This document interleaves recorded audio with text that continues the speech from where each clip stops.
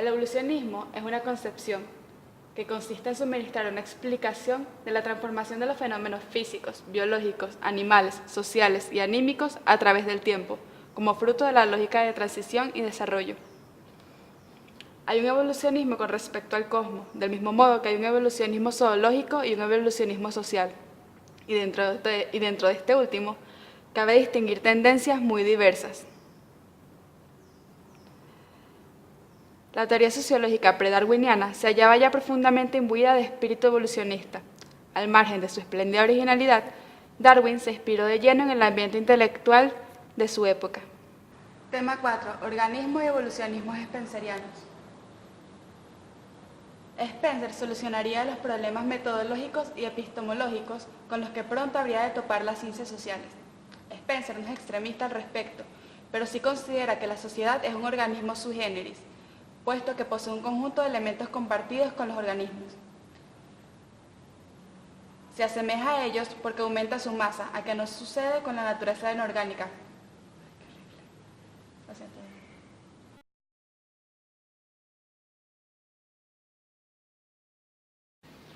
Tema 2. Charles Darwin.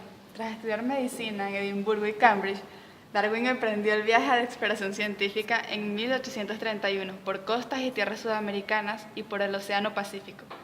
Darwin redactó un diario de viaje en el que deja constancia su maravilla ante la inmensa variedad de formas físicas y de vida con el que se va encontrando en lugares tales como las islas de la Santa Elena, la Patagonia y las Islas Galápagos. Sus reflexiones y conclusiones tras aquel viaje tendrían consecuencias para la biología, la zoología, la geología y la geofísica, también para la ética, la filosofía en general y el pensamiento religioso.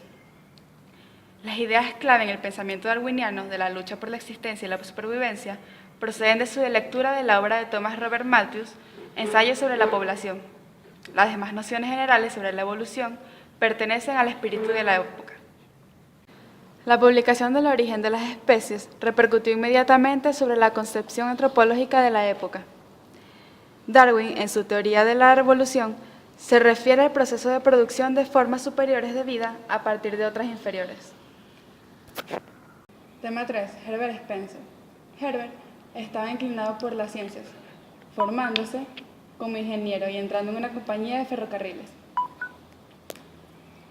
Spencer procedió a publicar varios estudios, al principio de naturaleza filosófica o científica natural, para entrar luego en el campo sociológico, comenzando por el estudio de la sociología en 1873, apareciendo más tarde sus principios éticos y principios de sociología, obras de madurez que cosecharon un gran éxito. Ahora, vamos a hablar sobre los orígenes spencerianos del funcionalismo. Cabe destacar que una de las escuelas del pensamiento sociológico más notables del siglo XX ha sido la funcionalista, que se solapa en gran medida con la estructuralista. Sin entrar aquí en ellas, basta decir ahora que la corriente funcionalista es aquella que concibe la sociedad como un todo compuesto por actividades humanas especializadas y distintas, mutuamente dependientes y complementarias, a las que se les suele llamar funciones. Esto significa que el funcionalismo es, ante todo, holista, es decir, que contempla y analiza la realidad social como conjunto de interdependencias. Por lo tanto, el funcionalismo rechaza implícita o explícitamente, en mayor o menor grado, tanto la posición utilitarista individual según la cual cada ser humano va solo en busca de su interés individual, por su cuenta propia y sin atender a otros grupos o comunidades. Un ejemplo puede ser en un equipo de fútbol.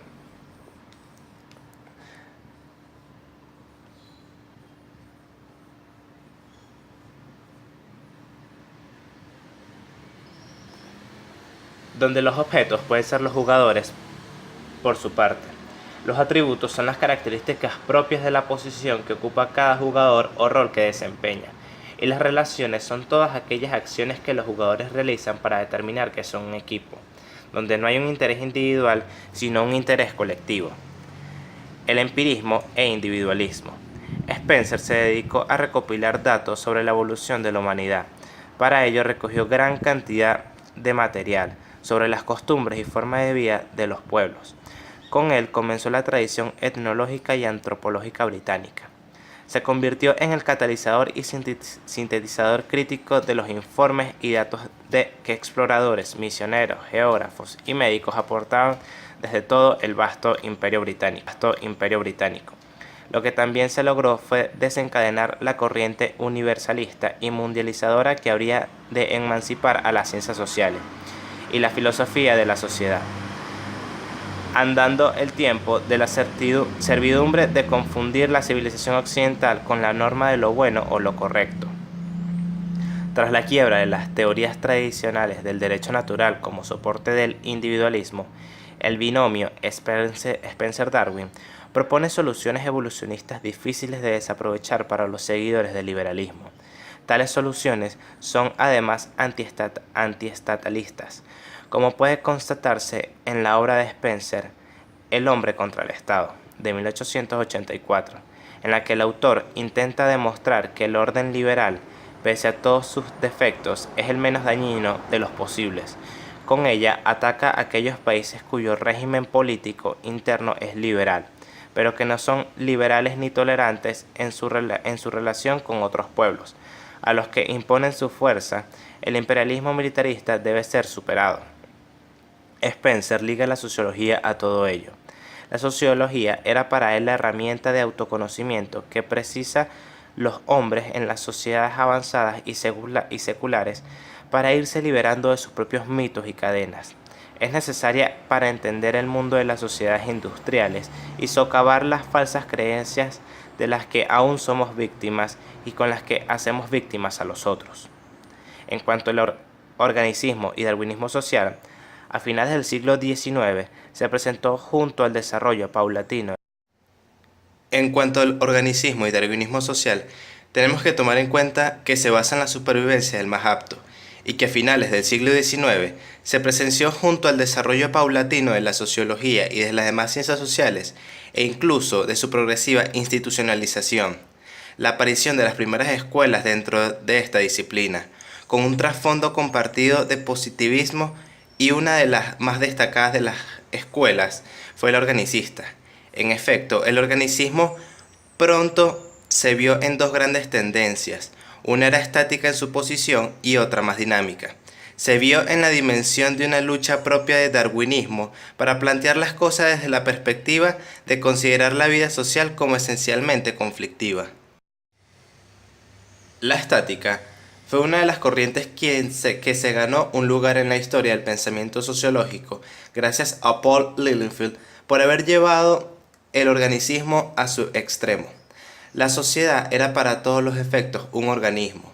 En Francia, René Worms fue fundador de un primer instituto internacional de sociología, que aún perdura. También adoptó una posición organicista extrema. Albert Schöffel, por su parte, fue más cauto y en su estructura y vida del cuerpo social, y decidió optar por un organicismo psíquico. Para él, las instituciones sociales humanas son facetas de la urnidumbre psíquica de la especie, y el Estado es el aparato regular central de los diversos órganos de la actividad social. He aquí, sin duda, una manifestación sociológica del estatalismo germánico, tan evidente desde la obra de Hegel. El interés de autores como Lilienfeld, Schöffel y Worms es hoy más histórico que otra cosa, si bien hay que recordar que sus concepciones tuvieron sus repercusiones en las ideologías conservadoras y hasta reaccionarias posteriores. La rama cuyo organismo fue enriquecido por el darwinismo social como concepción de la vida a la sociedad en términos de conflicto. Como para muchos darwinistas, el grupo prevalece sobre el individuo en la vida social.